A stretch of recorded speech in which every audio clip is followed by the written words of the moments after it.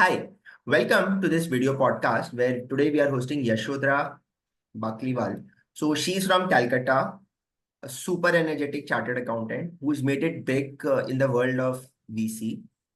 And today we are here to hear her side of the story. What has been the pros and cons of what choices that she's taken? What have been the ups and downs of her journey? So welcome Yashodhara, and thanks for sparing time out.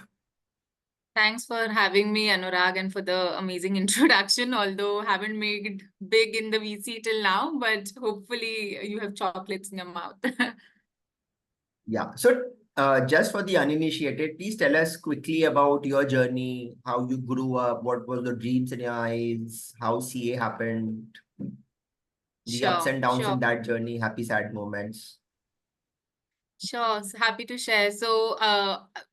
From my schooling, right? So, I never studied in Calcutta. Like, my schooling was actually done from a boarding school. You can say I was very notorious. So, my parents felt that urge to send me to study in a boarding school. Till class 10, studied there. After that, my parents called me back to Kolkata because they understood, okay, getting good grades in class 12 is important. So, studied here in Birla High, 11th and 12th. 12th was pretty cool, just in terms of, getting lucky and scoring good grades. Got an admit from SRCC, but my father didn't like Delhi or the idea of me being in Delhi. So ended up studying in Xavier's.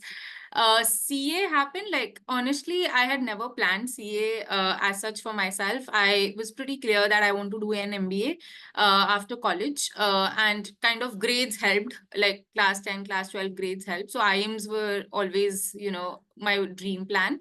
But after I think one of the perks in being in Calcutta is you end up doing CA anyways because of your peers. Enroll into CPT just because everyone else was around me was doing CA, and also because my dad like pushed, like there is no harm in giving it a try. I felt like okay. Then after that, I think, after CPT, when I went into IPCC, which was the level 2, I understood how holistic the syllabus is, how broad it is, and just in terms of knowledge. So my aim with CA was never to, settle and get a job or something. It was just to gain knowledge. And I think it did a lot of justice there. The kind of subjects you have, it's very diversified, and you kind of get enough sense on different aspects, taxation, audit, accounting, and it has helped me a lot even now. It's helping me a lot even now, and I can't complain there. Also, I think one of the perks of doing CA is you end up doing articleship. And in articleship, you realize what you want to do with your life and what you don't want to do. So there, I was very clear after doing 3 years of articleship that I don't want to get into auditing or taxation and want to be more closer to finance field in general and investing. SFM, which is Strategic Financial Management, was one of my favorite subjects in CA. And I really just enjoyed investing in general a lot. I remember I did my first share market investing when I was in class 11th. So I invested in ITC, Stocks, and then proper stocks or yes, mutual funds? no, stocks, Proper. proper Oh my stocks, God. and not just based out of word of mouth, like okay, this is a hot stock, you should invest. I, like my dad, he made me do like proper analysis. And also I think it was just my family background. We are Marwadi, and I think Marwadi people share market etc like is very common chit chat talks in the dining table. So so there, after coming back to Kolkata from boarding school, I think 6 months I used to hear this a lot. Then I was like very into just to explore it by myself. And then I did a bit of research on ITC, HUL, etc. And then decided, okay, ITC is something which I want to buy. And that time we used to get a pocket money of 500 rupees. So I saved like 3 months pocket money to buy. I think that time I could buy 5 ITC shares. So Oh that was wow. my first investing experience. And also I was very clear that I want to stick closer to the field of finance, and that is why I wanted to do MBA. But I think CA helped me do that anyway, so no complaints there. I think to many young professionals out there also, many have this misconception that it is not easy to get into finance or investing field when you're doing CA. I think that's not very true. And you can find your ways out. and just poach for the right opportunities, etc., and then you can find the right job for yourself. So that is one misconception which I really want to break here, that it's not like CAs only do auditing or taxation. So whenever, I think even now there is this conception that if I'm busy in March, it's because of filing, which is not true. I don't do taxation or auditing, so that is not true. Yeah, so that I did, after completing CA, got into EY TAS, worked there for 3 years, I think, as a That young is the professional. thing. So how does one get into TASI? Because as you rightly said, after CA, the unconventional choices are also there. But if you Yeah. kind of swim with the tide, get into the routine placement consultants and campus placements, you'll end up as a credit analyst in a bank or in the accounts finance of a corporate, or normally those are the kind of roles, or a big four start audit. But to get into something like a TAS, how does that happen? And Yeah. how is that journey different from, let's say, a stat audit, जहाँ पे closing ही चलता रहेगा आपका जीवन भर? So, firstly, like stat audit is not all bad, to be honest. I mean, people do enjoy it, and I have no, nothing against stat audit. I think it's a good Of profession by course. itself, but transactions is something which I enjoyed, and I know I will enjoy more than auditing. So that is first thing. And second, I think getting into transactions, back like 5 years back when I was there, I think it was lot to do with luck then just to actively pursue. So one of my college mates, she was in transaction advisory, and we met in this CS award giving function. There, I had just cleared my CA. I was looking out for jobs, so I just had a chat with her, understood what she was doing. She was also in Calcutta in EY TAS, and then I really liked it, like just the profile, so I requested her to refer me. I think back then it was very strict that they would hire only people who've done articleship from Big Four, plus, they should be first attempt, plus, good if they are rank holders. So that was the criteria. And I had cleared in first attempt, but I had not done articleship from Big Four because of St. Xavier's Evening College. But anyhow, I think still got an interview there because of the referral, and then interview was good. I think it went good because I got hired. Personally, I was not expecting to be hired because that year they were just looking to hire one person, and there were many people who had interviewed from after doing industrial training from ITC, EY also. So I was a bit surprised when I got an interview call. But I think just giving advice to people who wants to join now, like after completing CA. First is very important to have good holding of Excel itself, because the work requires a lot of Excel knowledge and working with huge chunk of data. So if you have good Excel skills, Microsoft Excel skills, that's definitely a good plus. Second, I think is, just in terms of your academic performance, if you can like really clear CA in first attempt or maybe second attempt, because that kind of becomes a preference for TAS. And third is strong audit experience. So of course, they're not looking for transaction experience because that is not what you can get in articleship. But strong audit background really helps a lot in your transactions experience as well. So I think if you can get do articleship from good firms, like not Big Four, but Big Eight also works, or have good audit experience itself, just be thorough with what you're doing in auditing, that helps a lot.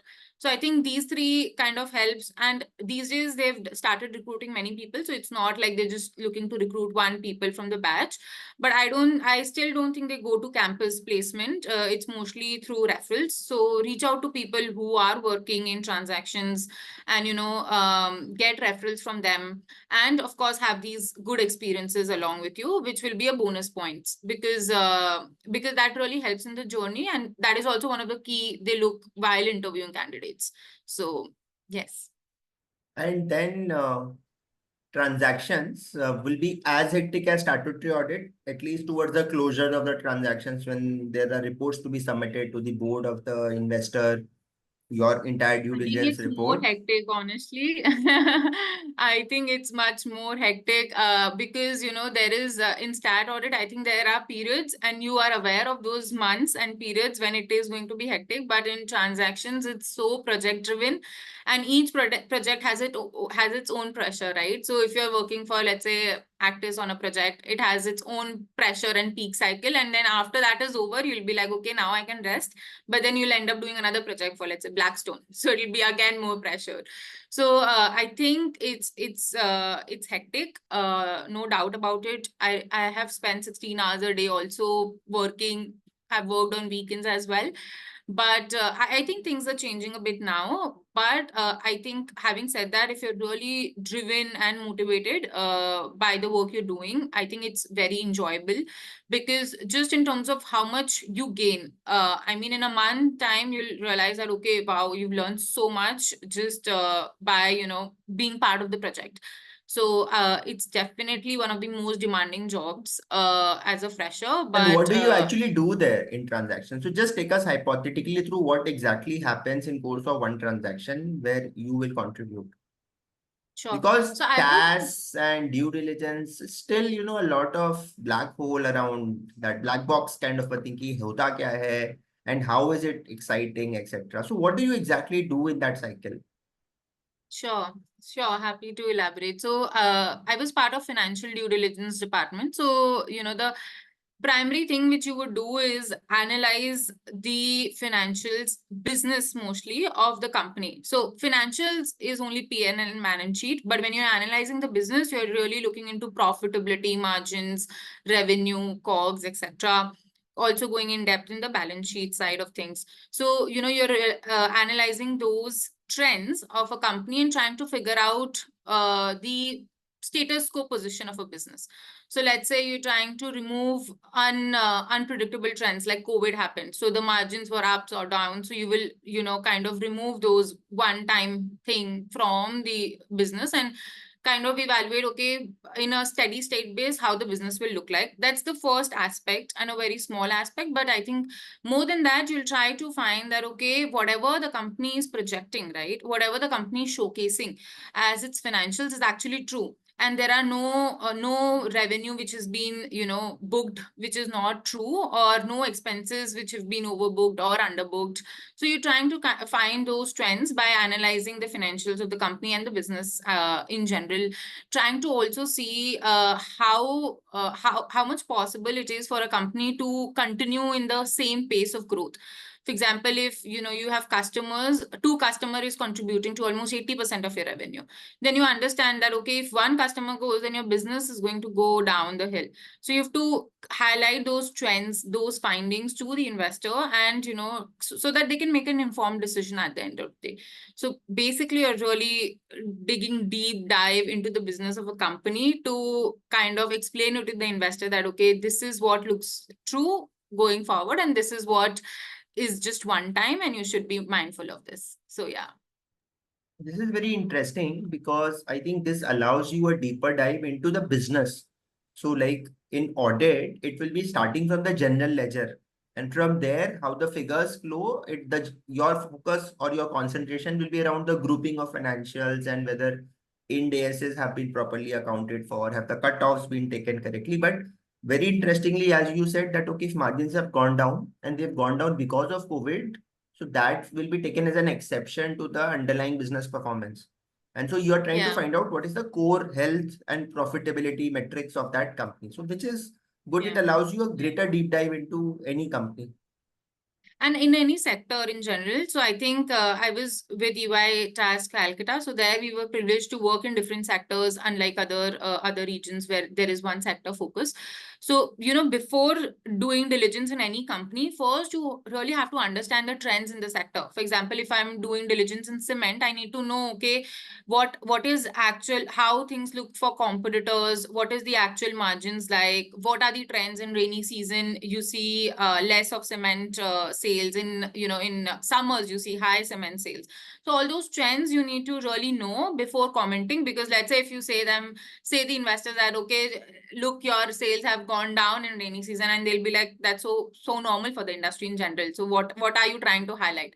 So that is where your sector knowledge comes in. And before really doing diligence in any company or any sector, you should have sufficient, like you should try to gain sufficient knowledge about that sector in general, and then start your work. That helps a lot.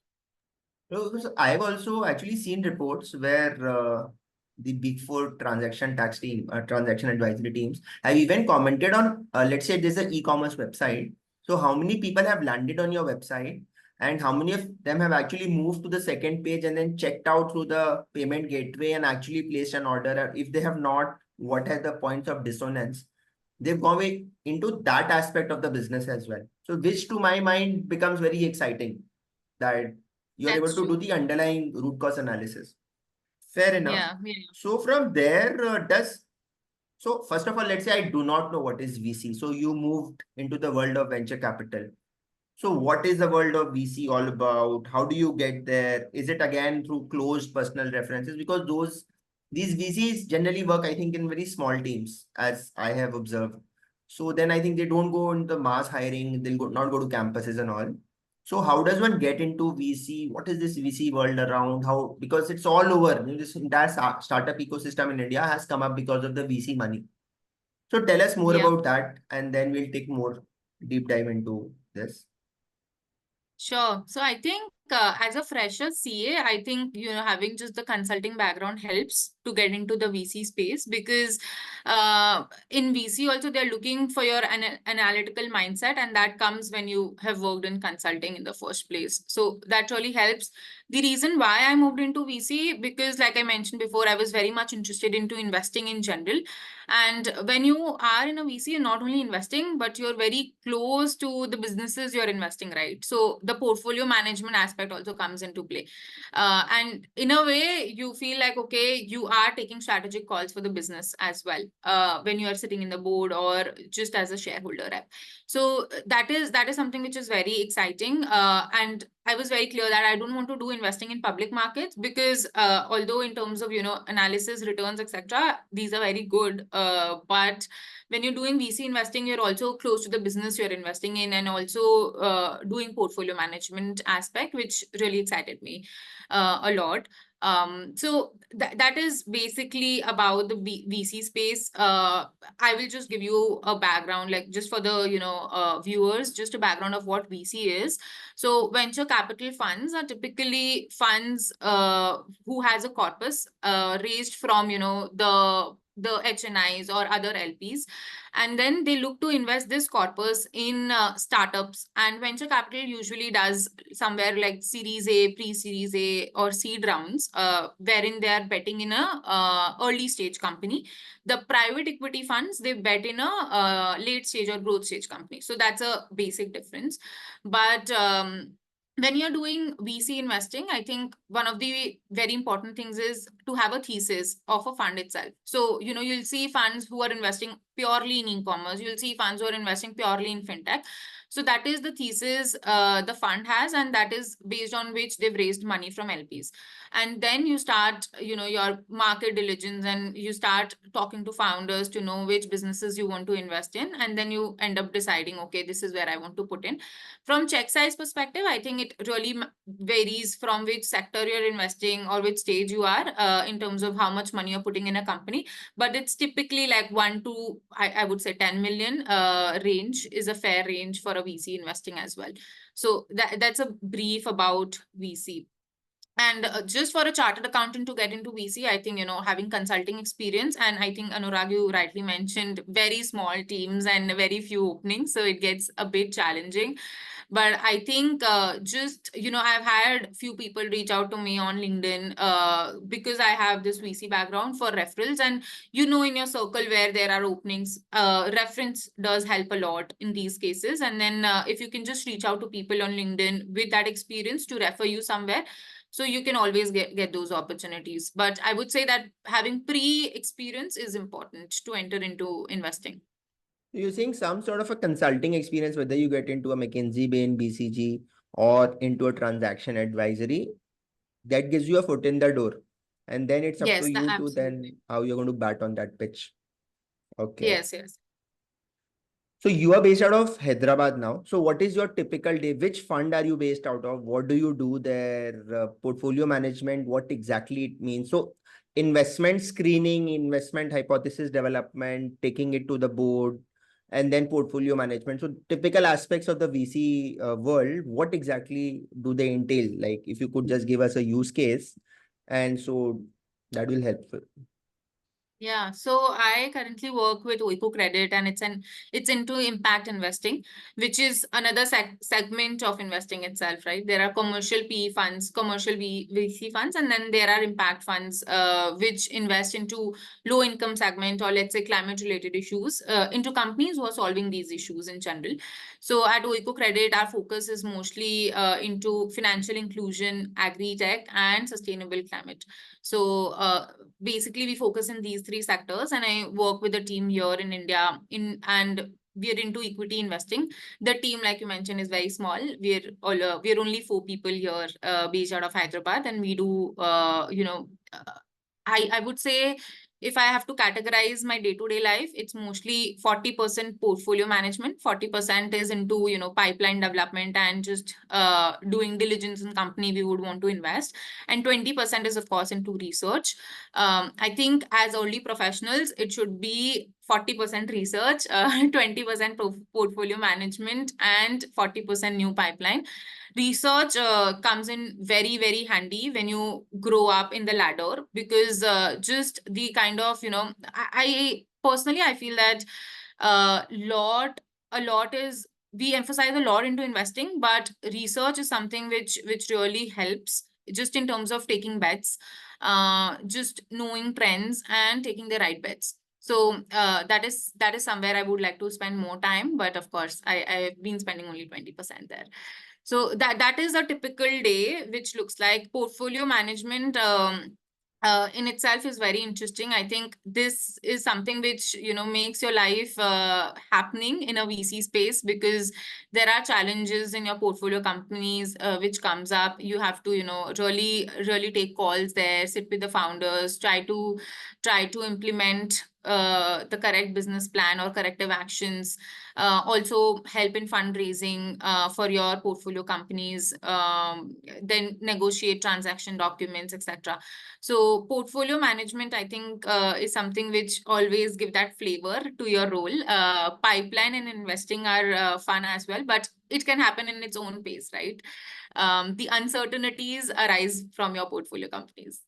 So like the portfolio companies would have an in-house team, let's say their own CFO, there would have, let's say, some investor relations guy as well.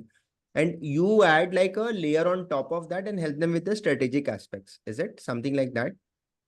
Yeah, I think it's both, especially when you're doing like Series A or P-Series A investing. I don't think people have investor relation people there. There, the founder is doing everything, right? From fundraise to handling the Okay. business, etc. Like when it comes to Series C, of course, they have proper investor relations, CFO team, all of that. But I think having said that, we always add a layer, just in terms of introducing the founders to other investors, like-minded investors, and just trying to bring them into the cap table. And also, I think transaction document negotiation is something which is key, and as investors and shareholders, we have a big role to play there as well. And understood. And every VC like yours would be impact. So there would be some VCs which will focus on consumers, some on tech, on some on agri. So this is how the whole VC world works. So would there be sector agnostic VCs also who don't care about specifics of the sector? Are there that Absolutely. kind of VCs also, or most of them would be focused on specific niches? No, absolutely. I think there are more sector agnostic VCs than niche focused VCs. I think PE funds are more focused on a particular sector, but when it comes to VC investing, it's more like sector agnostic, taking bets into, innovative and creative stuff. So yes, it's mixed. There are sector focused and sector agnostic VCs both. And you've been on the board of this Northeast financial inclusion startup. So what exactly does it feel at this age to be like a director on a board of a company? What sort of roles and responsibilities come along with that? Because I really found that as one stellar thing on your LinkedIn profile, that you're on a board of a company. Sure, I think so. I am on the board of RGVN, which is a holding company of a small finance bank based out of Northeastern region. So Oiko Credit is investors there. Like you mentioned, it's not very usual for people at my age to be on the board, but I think my manager has been super supportive in, just pushing me to really fun stuff and giving me that space to grow on my own. And this is one of the opportunities. I think being on the board and just learning there and also contributing at my own, speed has been one of the most fantastic things in my professional journey so far. Just from in terms of insights from, people you're sitting on the board with, right? People almost double my age sit there and who have experience of my age are there. So just hearing them out and knowing their perspective, how they think, etc., helps a lot. I think having said that, just your contribution also helps because at times, just a fresh mindset or someone who hasn't been so deep helps in terms of creating innovative ideas and just giving something which is out of box. So there it has helped a lot, and it has been very exciting. But it is not something which you should expect so early on in your career as well. That's a caveat. I've been lucky to be on the board, but it's not very usual. Fantastic. I mean, it is, you would have barely touched 30 right now, or even less, I think. And by the time you turn 40, 50, to pata nahi, you're going to touch some greater heights. Perfect. So Hopefully. some very quick questions. What is the next 5 years and 10 years and 15 years as per the wish list of Yashodhara? So I am very clear that I enjoy investing in general and private equity space. I would like to, grow here, learn more, have my own thesis built in. Right now, I think it's more like a Oiko credit thesis on which we make investments. But I think going down the line, 15 years, probably would want to have my own fund and start investing there. But one thing is clear that I want to stick to this sector in general. Fantastic. What does Yashodhara do for fun? This is a good question. So I really like to, try new things, explore new stuff and add on to my memory box. For example, I think 10 days back, I went for Vipassana, which is a meditation center. You sit there for 10 days without phone or without talking, which is Oh. something which I never thought I could because I like to speak in general a lot. So that was fun and added like one thing done from my bucket list. I also like to kind of explore new activities. So I'm learning bachata now. It's a Latin form of dance. So like to keep myself engaged with these things. Apart from that, I think I really like to read. I have been reading more on investing these days, books by Warren Buffett.